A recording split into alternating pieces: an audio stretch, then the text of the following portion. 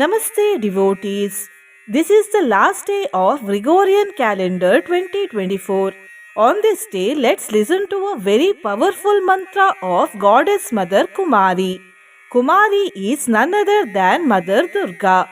By listening to this mantra with devotion today, happiness as well as Saubhagya will be obtained and security of life will also be obtained.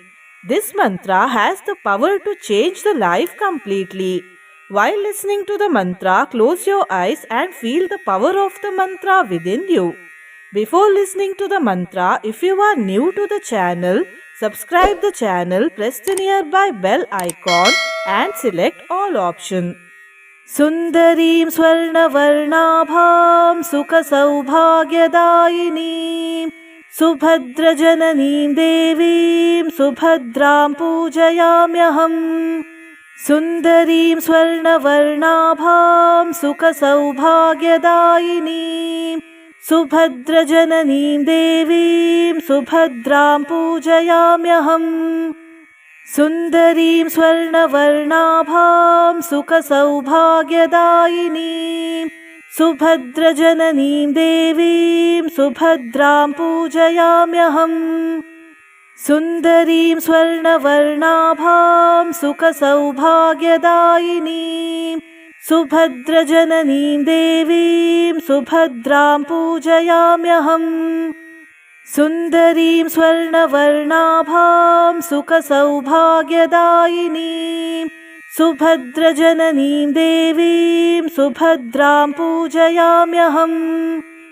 Sundarim Swarnavarnabham Sukha Saubhagyadayini Subhadrajananīm Devīm Subhadraṃ Pūjayāmyaham. Sundarim Swarnavarnabham Sukha Saubhagyadayini Subhadrajananīm Devīm Subhadraṃ Pūjayāmyaham. Sundarim Swarnavarnabham Sukha Saubhagyadayini Subhadrajananīm Devīm Subhadraṃ Pūjayāmyaham. Sundarim Swarnavarnabham Sukha Saubhagyadayini Subhadrajananīm Devīm Subhadraṃ Pūjayāmyaham. Sundarim Swarnavarnabham Sukha Saubhagyadayini Subhadrajananīm Devīm Subhadraṃ Pūjayāmyaham. Sundarim Swarnavarnabham Sukha Saubhagyadayini Subhadrajananīm Devīm Subhadraṃ Pūjayāmyaham. Sundarim Swarnavarnabham Sukha Saubhagyadayini Subhadrajananīm Devīm Subhadraṃ Pūjayāmyaham. Sundarim Swarnavarnabham Sukha Saubhagyadayini Subhadrajananīm Devīm Subhadraṃ Pūjayāmyaham. Sundarim Swarnavarnabham Sukha Saubhagyadayini Subhadrajananīm Devīm Subhadraṃ Pūjayāmyaham. Sundarim Swarnavarnabham Sukha Saubhagyadayini Subhadrajananīm Devīm Subhadraṃ Pūjayāmyaham. Sundarim Swarnavarnabham Sukha Saubhagyadayini Subhadrajananīm Devīm Subhadraṃ Pūjayāmyaham. Sundarim Swarnavarnabham Sukha Saubhagyadayini Subhadrajananīm Devīm Subhadraṃ Pūjayāmyaham.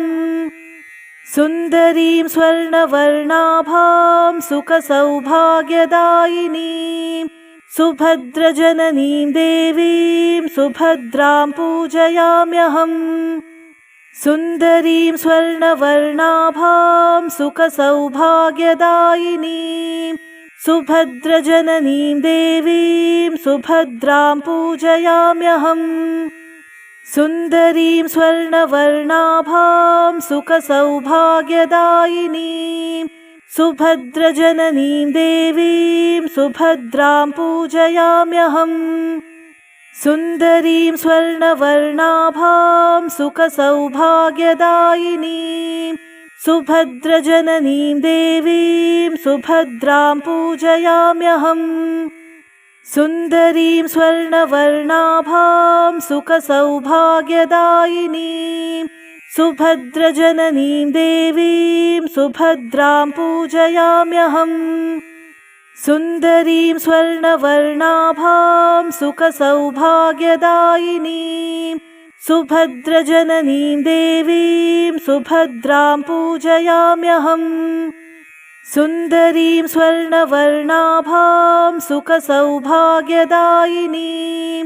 सुभद्रजननीं देवीं सुभद्रां पूजयाम्यहम् सुन्दरीं स्वर्णवर्णाभां सुखसौभाग्यदायिनीं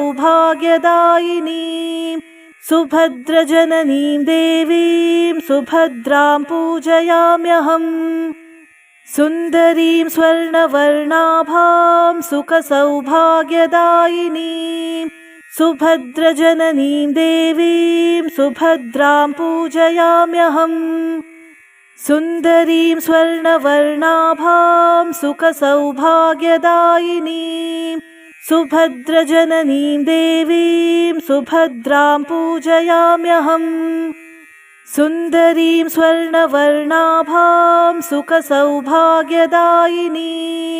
सुभद्रजननीं देवीं सुभद्रां पूजयाम्यहम् सुन्दरीं स्वर्णवर्णाभां सुखसौभाग्यदायिनीं सुभद्रजननीं देवीं सुभद्रां पूजयाम्यहम् सुन्दरीं स्वर्णवर्णाभां सुखसौभाग्यदायिनीं सुभद्रजननीं देवीं सुभद्रां पूजयाम्यहम् सुन्दरीं स्वर्णवर्णाभां सुखसौभाग्यदायिनीं सुभद्रजननीं देवीं सुभद्रां पूजयाम्यहम् सुन्दरीं स्वर्णवर्णाभां सुखसौभाग्यदायिनीं सुभद्रजननीं देवीं सुभद्रां पूजयाम्यहम् सुन्दरीं स्वर्णवर्णाभां सुखसौभाग्यदायिनीं सुभद्रजननीं देवीं सुभद्रां पूजयाम्यहम् सुन्दरीं स्वर्णवर्णाभां सुखसौभाग्यदायिनीं सुभद्रजननीं देवीं सुभद्रां पूजयाम्यहम् सुन्दरीं स्वर्णवर्णाभां सुखसौभाग्यदायिनीं सुभद्रजननीं देवीं सुभद्रां पूजयाम्यहम् सुन्दरीं स्वर्णवर्णाभां सुखसौभाग्यदायिनीं सुभद्रजननीं देवीं सुभद्रां पूजयाम्यहम् सुन्दरीं स्वर्णवर्णाभां सुखसौभाग्यदायिनीं सुभद्रजननीं देवीं सुभद्रां पूजयाम्यहम् सुन्दरीं स्वर्णवर्णाभां सुखसौभाग्यदायिनीं सुभद्रजननीं देवीं सुभद्रां पूजयाम्यहम् सुन्दरीं स्वर्णवर्णाभां सुखसौभाग्यदायिनीं सुभद्रजननीं देवीं सुभद्रां पूजयाम्यहम् सुन्दरीं स्वर्णवर्णाभां सुखसौभाग्यदायिनीं सुभद्रजननीं देवीं सुभद्रां पूजयाम्यहम् सुन्दरीं स्वर्णवर्णाभां सुखसौभाग्यदायिनीं सुभद्रजननीं देवीं सुभद्रां पूजयाम्यहम् सुन्दरीं स्वर्णवर्णाभां सुखसौभाग्यदायिनीं सुभद्रजननीं देवीं सुभद्रां पूजयाम्यहम् सुन्दरीं स्वर्णवर्णाभां सुखसौभाग्यदायिनीं सुभद्रजननीं देवीं सुभद्रां पूजयाम्यहम् सुन्दरीं स्वर्णवर्णाभां सुखसौभाग्यदायिनीं सुभद्रजननीं देवीं सुभद्रां पूजयाम्यहम् सुन्दरीं स्वर्णवर्णाभां सुखसौभाग्यदायिनीं सुभद्रजननीं देवीं सुभद्रां पूजयाम्यहम् सुन्दरीं स्वर्णवर्णाभां सुखसौभाग्यदायिनीं सुभद्रजननीं देवीं सुभद्रां पूजयाम्यहम् सुन्दरीं स्वर्णवर्णाभां सुखसौभाग्यदायिनीं सुभद्रजननीं देवीं सुभद्रां पूजयाम्यहम् सुन्दरीं स्वर्णवर्णाभां सुखसौभाग्यदायिनीं सुभद्रजननीं देवीं सुभद्रां पूजयाम्यहम् सुन्दरीं स्वर्णवर्णाभां सुखसौभाग्यदायिनीं सुभद्रजननीं देवीं सुभद्रां पूजयाम्यहम् सुन्दरीं स्वर्णवर्णाभां सुखसौभाग्यदायिनीं सुभद्रजननीं देवीं सुभद्रां पूजयाम्यहम् सुन्दरीं स्वर्णवर्णाभां सुखसौभाग्यदायिनीं सुभद्रजननीं देवीं सुभद्रां पूजयाम्यहम् सुन्दरीं स्वर्णवर्णाभां सुखसौभाग्यदायिनीं सुभद्रजननीं देवीं सुभद्रां पूजयाम्यहम् सुन्दरीं स्वर्णवर्णाभां सुखसौभाग्यदायिनीं सुभद्रजननीं देवीं सुभद्रां पूजयाम्यहम् सुन्दरीं स्वर्णवर्णाभां सुखसौभाग्यदायिनीं सुभद्रजननीं देवीं सुभद्रां पूजयाम्यहम् सुन्दरीं स्वर्णवर्णाभां सुखसौभाग्यदायिनीं सुभद्रजननीं देवीं सुभद्रां पूजयाम्यहम् सुन्दरीं स्वर्णवर्णाभां सुखसौभाग्यदायिनीं सुभद्रजननीं देवीं सुभद्रां पूजयाम्यहम् सुन्दरीं स्वर्णवर्णाभां सुखसौभाग्यदायिनीं सुभद्रजननीं देवीं सुभद्रां पूजयाम्यहम् सुन्दरीं स्वर्णवर्णाभां सुखसौभाग्यदायिनीं सुभद्रजननीं देवीं सुभद्रां पूजयाम्यहम् सुन्दरीं स्वर्णवर्णाभां सुखसौभाग्यदायिनीं सुभद्रजननीं देवीं सुभद्रां पूजयाम्यहम् सुन्दरीं स्वर्णवर्णाभां सुखसौभाग्यदायिनीं सुभद्रजननीं देवीं सुभद्रां पूजयाम्यहम् सुन्दरीं स्वर्णवर्णाभां सुखसौभाग्यदायिनीं सुभद्रजननीं देवीं सुभद्रां पूजयाम्यहम् सुन्दरीं स्वर्णवर्णाभां सुखसौभाग्यदायिनीं सुभद्रजननीं देवीं सुभद्रां पूजयाम्यहम् सुन्दरीं स्वर्णवर्णाभां सुखसौभाग्यदायिनीं सुभद्रजननीं देवीं सुभद्रां पूजयाम्यहम् सुन्दरीं स्वर्णवर्णाभां सुखसौभाग्यदायिनीं सुभद्रजननीं देवीं सुभद्रां पूजयाम्यहम् सुन्दरीं स्वर्णवर्णाभां सुखसौभाग्यदायिनीं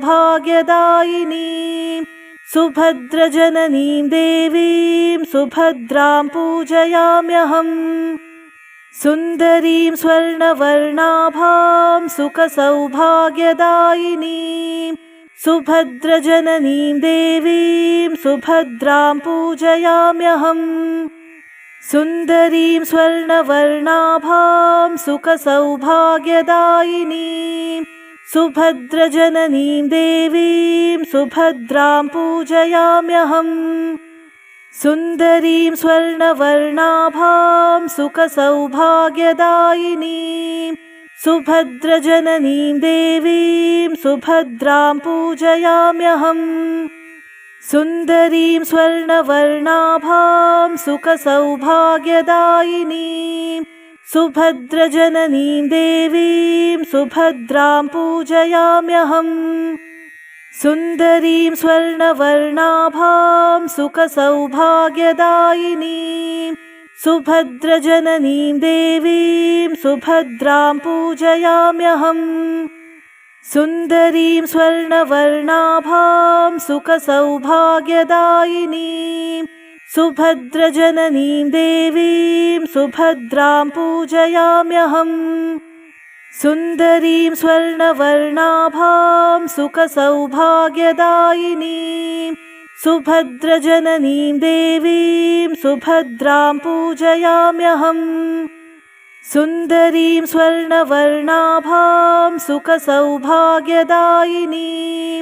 सुभद्रजननीं देवीं सुभद्रां पूजयाम्यहम् सुन्दरीं स्वर्णवर्णाभां सुखसौभाग्यदायिनीं सुभद्रजननीं देवीं सुभद्रां पूजयाम्यहम् सुन्दरीं स्वर्णवर्णाभां सुखसौभाग्यदायिनीं सुभद्रजननीं देवीं सुभद्रां पूजयाम्यहम् सुन्दरीं स्वर्णवर्णाभां सुखसौभाग्यदायिनीं सुभद्रजननीं देवीं सुभद्रां पूजयाम्यहम् सुन्दरीं स्वर्णवर्णाभां सुखसौभाग्यदायिनीं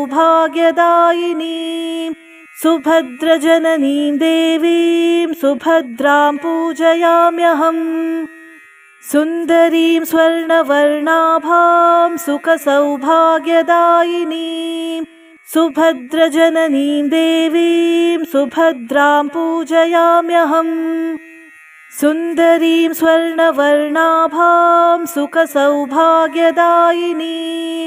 सुभद्रजननीं देवीं सुभद्रां पूजयाम्यहम् सुन्दरीं स्वर्णवर्णाभां सुखसौभाग्यदायिनीं सुभद्रजननीं देवीं सुभद्रां पूजयाम्यहम् सुन्दरीं स्वर्णवर्णाभां सुखसौभाग्यदायिनीं सुभद्रजननीं देवीं सुभद्रां पूजयाम्यहम् सुन्दरीं स्वर्णवर्णाभां सुखसौभाग्यदायिनीं सुभद्रजननीं देवीं सुभद्रां पूजयाम्यहम् सुन्दरीं स्वर्णवर्णाभां सुखसौभाग्यदायिनीं सुभद्रजननीं देवीं सुभद्रां पूजयाम्यहम् सुन्दरीं स्वर्णवर्णाभां सुखसौभाग्यदायिनीं सुभद्रजननीं देवीं सुभद्रां पूजयाम्यहम् सुन्दरीं स्वर्णवर्णाभां सुखसौभाग्यदायिनीं सुभद्रजननीं देवीं सुभद्रां पूजयाम्यहम् सुन्दरीं स्वर्णवर्णाभां सुखसौभाग्यदायिनीं सुभद्रजननीं देवीं सुभद्रां पूजयाम्यहम् सुन्दरीं स्वर्णवर्णाभां सुखसौभाग्यदायिनीं सुभद्रजननीं देवीं सुभद्रां पूजयाम्यहम् सुन्दरीं स्वर्णवर्णाभां सुखसौभाग्यदायिनीं सुभद्रजननीं देवीं सुभद्रां पूजयाम्यहम् सुन्दरीं स्वर्णवर्णाभां सुखसौभाग्यदायिनीं सुभद्रजननीं देवीं सुभद्रां पूजयाम्यहम् सुन्दरीं स्वर्णवर्णाभां सुखसौभाग्यदायिनीं सुभद्रजननीं देवीं सुभद्रां पूजयाम्यहम् सुन्दरीं स्वर्णवर्णाभां सुखसौभाग्यदायिनीं सुभद्रजननीं देवीं सुभद्रां पूजयाम्यहम् सुन्दरीं स्वर्णवर्णाभां सुखसौभाग्यदायिनीं सुभद्रजननीं देवीं सुभद्रां पूजयाम्यहम् सुन्दरीं स्वर्णवर्णाभां सुखसौभाग्यदायिनीं सुभद्रजननीं देवीं सुभद्रां पूजयाम्यहम् सुन्दरीं स्वर्णवर्णाभां सुखसौभाग्यदायिनीं सुभद्रजननीं देवीं सुभद्रां पूजयाम्यहम् सुन्दरीं स्वर्णवर्णाभां सुखसौभाग्यदायिनीं सुभद्रजननीं देवीं सुभद्रां पूजयाम्यहम् सुन्दरीं स्वर्णवर्णाभां सुखसौभाग्यदायिनीं सुभद्रजननीं देवीं सुभद्रां पूजयाम्यहम् सुन्दरीं स्वर्णवर्णाभां सुखसौभाग्यदायिनीं सुभद्रजननीं देवीं सुभद्रां पूजयाम्यहम् सुन्दरीं स्वर्णवर्णाभां सुखसौभाग्यदायिनीं सुभद्रजननीं देवीं सुभद्रां पूजयाम्यहम् सुन्दरीं स्वर्णवर्णाभां सुखसौभाग्यदायिनीं सुभद्रजननीं देवीं सुभद्रां पूजयाम्यहम् सुन्दरीं स्वर्णवर्णाभां सुखसौभाग्यदायिनीं सुभद्रजननीं देवीं सुभद्रां पूजयाम्यहम् सुन्दरीं स्वर्णवर्णाभां सुखसौभाग्यदायिनीं सुभद्रजननीं देवीं सुभद्रां पूजयाम्यहम् सुन्दरीं स्वर्णवर्णाभां सुखसौभाग्यदायिनीं सुभद्रजननीं देवीं सुभद्रां पूजयाम्यहम् सुन्दरीं स्वर्णवर्णाभां सुखसौभाग्यदायिनीं सुभद्रजननीं देवीं सुभद्रां पूजयाम्यहम् सुन्दरीं स्वर्णवर्णाभां सुखसौभाग्यदायिनीं सुभद्रजननीं देवीं सुभद्रां पूजयाम्यहम् सुन्दरीं स्वर्णवर्णाभां सुखसौभाग्यदायिनीं सुभद्रजननीं देवीं सुभद्रां पूजयाम्यहम् सुन्दरीं स्वर्णवर्णाभां सुखसौभाग्यदायिनीं सुभद्रजननीं देवीं सुभद्रां पूजयाम्यहम् सुन्दरीं स्वर्णवर्णाभां सुखसौभाग्यदायिनीं सुभद्रजननीं देवीं सुभद्रां पूजयाम्यहम् सुन्दरीं स्वर्णवर्णाभां सुखसौभाग्यदायिनीं सुभद्रजननीं देवीं सुभद्रां पूजयाम्यहम्